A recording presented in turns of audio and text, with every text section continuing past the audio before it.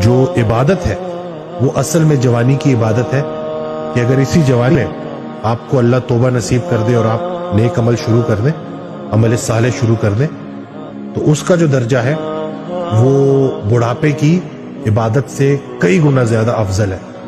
تو بہت سارے نوجوان جو مجھے سن رہے ہیں، جب بھی وہ نماز قائم کرنے کی بات کرتے ہیں تو دیکھیں کہ وہ جو نماز کا عمل ہے وہ آپ کی زندگی میں ظاہر ہو رہا ہے کہ نہیں ہو رہا۔ کیا آپ کے والدین آپ سے راضی ہیں؟ کیا آپ کے بھائی بہن آپ سے راضی ہیں؟ کیا جس سنگت میں آپ بیٹھتے ہیں وہ سنگت کیسی ہے؟ کہیں ایسا تو نہیں ہے کہ مسجد میں جو باتیں آپ نے کی، اب جو آپ کی محفل ہے وہ بالکل اس کے برعکس ہے۔